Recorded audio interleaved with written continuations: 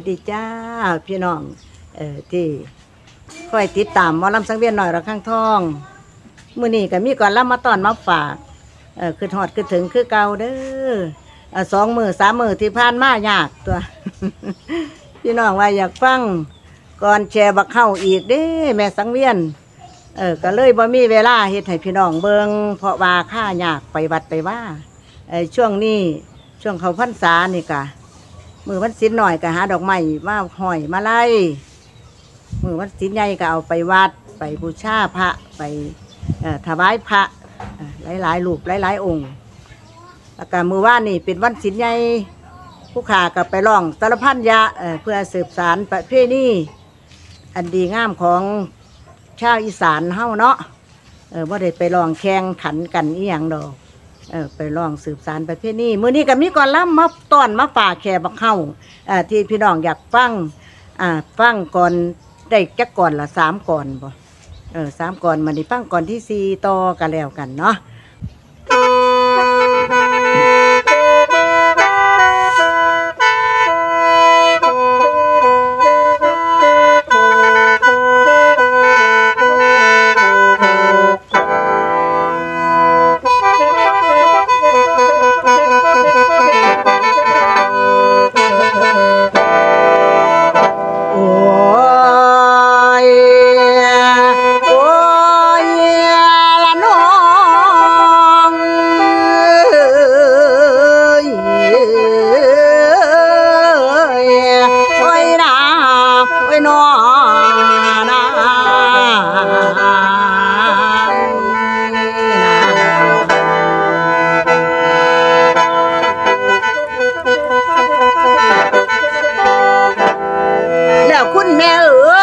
แค่2 ตัวก็ได้เกี่ยวกาดที่หางเอาพันโคบขาบกันนอกพันเกี่ยวบักเข้าขันพายองเปลี่ยนขันที่หางนอกข้าแกงโอ้ยเลือดจะแยงกันดาบหน่อยห้อยเขียวดอกขาดกันแค่บักน้นว่านั้นก็เก็บปวดแสนสาหัสเลยตวัดตัวนี้คืนอยู่ไปคงตายแน่บักเฮาแลน้ำกุนแค่บักน้นไปก็เลยใครปากใครคำบางน้องผู้อยู่ในละว่าคำบางออกมาสาแกนให้แค่ใหญ่มันลบหนีแล้วดึงหอดบ่มีคำบางในตังใจรวนหูว่าอุ่นหูกูลงเกินลงในท้องตอนกัดกันหัวใจสั่นละบ่เคยคิดบ่เคยฝันละแทบที่เป็นขั้นกว้างมาน้ำตาหน่อยดอกยาวไหลต่อจากนี้กูคงอยู่บ่ได้พญาใหญ่เมืองบางยางต้องหาทางขั้นจัดการสังหารขั้นกูเดกูยืนแลอยู่ริมน้ำในพากันเป่าประกาศเขาแค่บักเขากินเจ้าลูกพญาเท้าสุธาแทบที่บ้าได้รับข่าวเข้ามาทุนในใจพอแห้งในแต่งคนนอไหลล้นให้พากันนำคนเอาบันมายาซา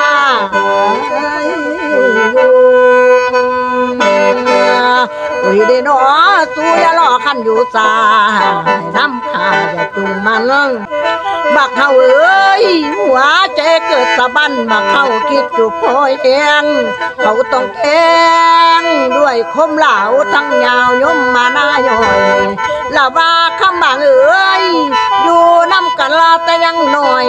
ได้เพี้ยนแพงดอกแง่ลำอุ้ยเดโน่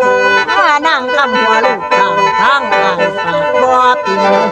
บ่อยากพัดปากเว้นเหินห่างเมืองบางยาง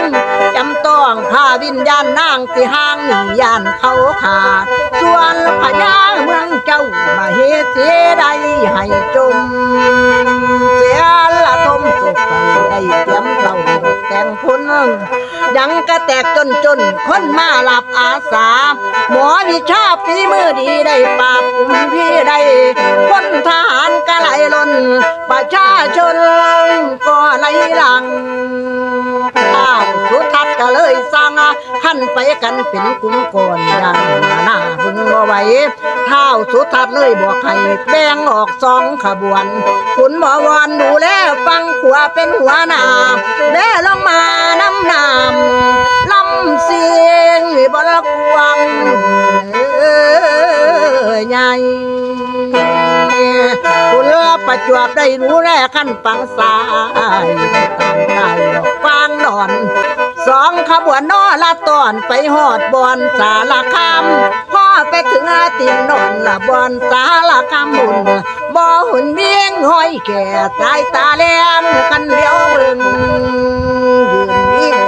ขันอีกกระตึงอื่นใส่กันแล้วอยู่ต่อมาละมีคนมาขั้นตั้งบ้านอยู่เขตยานตีนนอนคุณหมอบอนพาคนในซองหาอยู่ในน้ำจังเอาน้ำมาตั้งฝังความจำเนืองบ่องน้ำเบืองแล้วคนฟังเอ้ยก็เลยเอิ้นบ้าบ้านเกิมน้ำหาแค่บ่แน่ใจน้ำหาแค่บ่แน่ใจหนอคุณยายโอ้ยนาโอ้ยนานา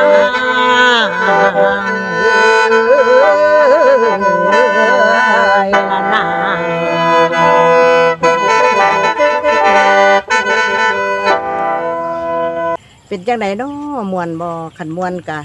อย่าลืมกดไลค์กดแชร์เด้อกดติดตามให้แน่ขันมวนก็ได้หรือตนศาสตร์หมอลำเท่าๆนะถอหมอลำสังเวียนน่ะอยู่เลี้ยงลูกเลี้ยงหลานหาเฮ็ดเบียกเฮ็ดงานอยู่น้ำหัวน้ำสวนนี่คันได้ไปล่ำก็คือสิมีแห้งอยู่สนอกว่ามื้อนี้สิล่ำพี่น้องฟังประวัติแชร์บักเฮาก่อนที่หาเอาพ่อใหญ่มาเป่าแค้น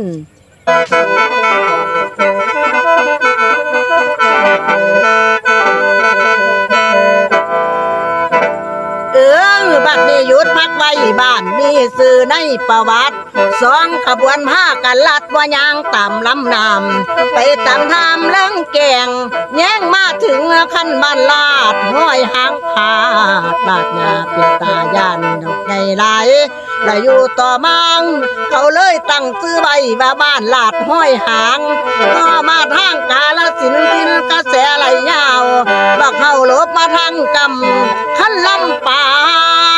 บอนปากอ่าววันลำที่จอดเปล่าบักเข้าลบแดนลีมีขึ้นแม่น้ำเปล่าแล้วจนตลอดฮอดเท่าเลื่องบักดอกกาลสินพินหน้าไปตะวันตกเฉียงเหนือเพื่ออยากไปให้มันพ้นขบวนคนละมาถึงนี่ขั้นพอดีกะเบลคำไปกับบ่ได้เลยนอนหันดอก1 คืนวันนั้นนอนเปียกยืนเลยซื้อว่าดอนลูบละเลยเอาน้ำมาแปงแตงเป็นน้ำบ้านบ้านลูบเด้อทานในตำนานเพิ่นบอกเราพ่อถึงยามมือเศร้าก็เลยเป่าขวาหาแล้ว4 โมงเศร้าแล้วละหน้ามาพักผ่อนเศร้าแห้งเป่าจัดแจงอาหารแต่งผ้ามากินข้าวคุณบ่วอนก็เลยเบาปรึกษากันอย่างทวนทีโอ้ยอาวุธมีแต่ว่าหน่อยต้องหาไว้ผูกพันดุงบอนนั่นเลยตั้งก้อเตาเหล็กมีดดวงไหนมันเล็กเอาใส่เตาเผากลางมารวมกันไว้เป็นเหล็กแหลมดวงบักใหญ่ชอบหมวก3 งามไว้กันย้ำเทสิขาดกินคุณแม่เอ๋ยจังว่าครบทุกสิ้นมีเหล็กงามเหล็กแหลมตาเหลียวแนมมองเหล็กบนก้อเตาบ่ทันห่างเลยป้าเป็นกองไปห่างน้ำทางไปซ้ำอีกตองแล้วอยู่ต่อมา เลยมีคนมากกว่าขูดก็เล่าคนหาไม่ผูกเงื่อนไว้กับผักเสาก็เลยเอิ้นบ้านเล็กบอนตีเล็กน้ำขาแค่มาเข้าเว้าง่ายๆให้ชดจำน้ำขึ้นไปเลยเห็นห้อยอยู่ป่าโดยขันดุงดาวเขาพากันหือเงาคอนของกินเลียหากินอยู่ตะเวนดอกเมืองกาฬสินธุ์เขาว่าแค่พาเข้ามาเศร้าลีอยู่รุ่งคุณบ่วอนได้ประกาศปงปงข้าอย่าจงขั้นไผเห็นบ่ต้องเอาตัวเป็นให้ตอนมันมาพี่ภูมิสถานแถวนี้ประวัติมีได้บอกเราแล้วเพิ่นจะเอิ้นบ้านเล็กบ้านตอนมาค้อนเล็กขั้นมีดผ่านำขาแค่จนว่าแปนบ้านค้อนเรียบเขตแค่นี้ก็แม่นในประวัติตัดเข้ามาบ้านหามแห่คนห้องปองเปลวแถวนั้นเขาพากันมากินเขาเลยเอาแหนมาจิ้มแก้วโอ้ยพ่อแต่กินนิ่มแล้วคนนอนหาบเอาคนทั้งหลายก็จังเอาให้เอิ้นซื้อบ้านหามแหนต่อมาเป็นหามแหให้มวนหูฟังดูของกินแหนหลายจนควนห่วงขันเมาแหนจนวินมองเลยเอิ้นบ้านปุ่นห้องบ้านพ้นห้องให้จื้อไว้ฟังไปนาเฮียงสิดีฟังไปนาเฮียงสิดีเด้อยายมีโอ้ยนาโอ้ยนอนา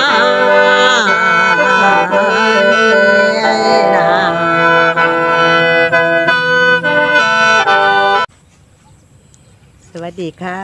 พี่น้องทุกๆคนที่ยังค่อยติดตามฟังก่อนล่ำของหมอล่ำสังเวียนหน่อยละครั้งท่องมื้อนี้กาได้ก่อนล่ำเกี่ยวกับเข้ามาตอนมาฝากอีกเด้อ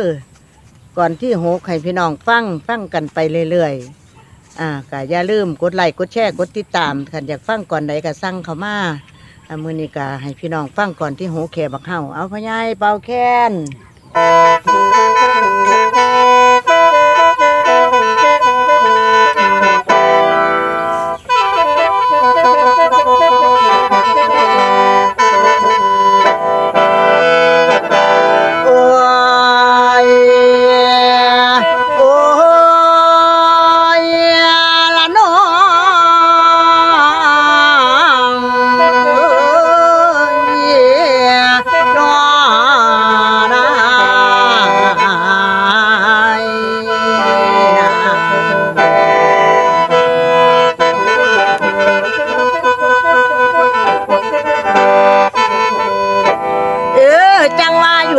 นี่เด้อม้วนหมู่ผู้กินแหน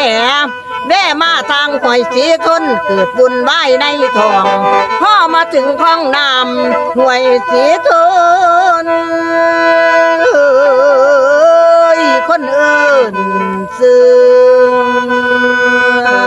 แน่นท้องอยู่เลยเป็นสิหักสิทนเลยใส่ซื้อหอยสีทนแต่เดี๋ยวนี้หักเปลี่ยนน้ำเอิ้นว่าหอยสีทนหล่อลงมาฟังน้ำอยู่ในเขตกาฬสินธุ์หูได้ยินคนจ่าว่าพ่อห้อยมันกินแท้พ่อมาถึงห้วยเขต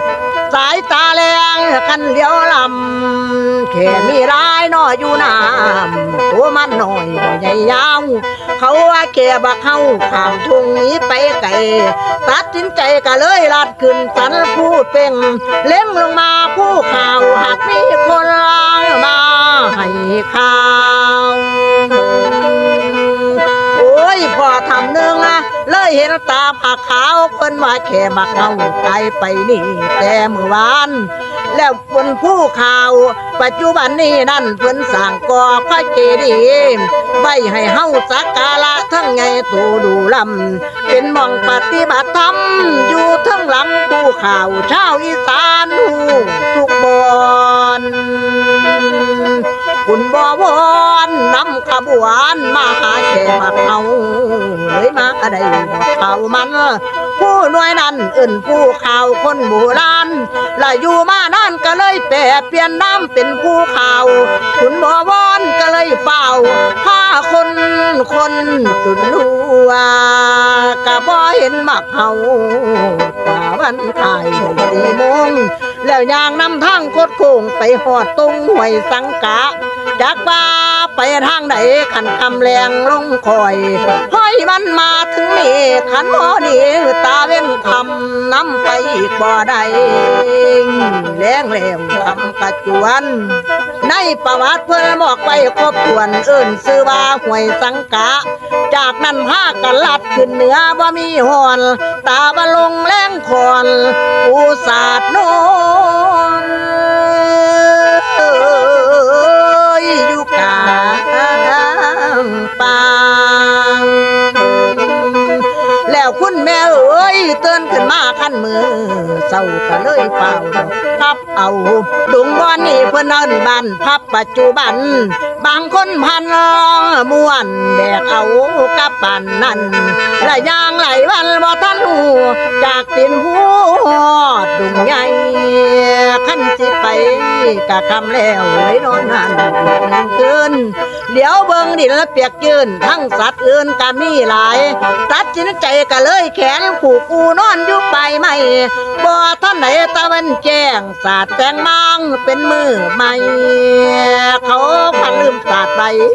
ย้อนมันเปล่าย่านบ่ทันคำว่างนั้นเอิ้นคำแขนนูปัจจุบันละไปบ่ทันขั้นไปเห็นในเจือเอาที่ฉันเว้าพวกหมู่เขายังบ่ทันกินเขา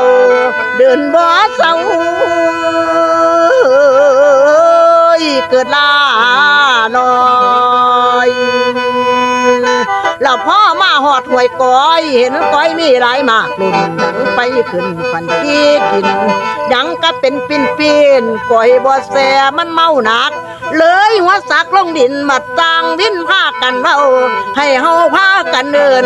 ว่าหวยก้อยเด้อพวกหมู่ผู้เคยเห็นกะต้องประวัติเขาเพิ่นเล่ามา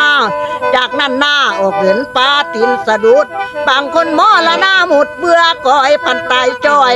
ยังบ่เห็นห้อยแค่จักไปแวงอยู่ใส่น้องและคุณยายเอ้ยท่านผู้ใดอยากฟังต่อรอบ่โดนขันดอกนาผู้นำหากเมื่อยลายผู้นำหากเมื่อยลายหนอคุณนายโอ้ยนา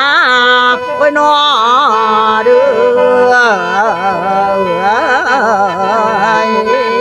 ลันนา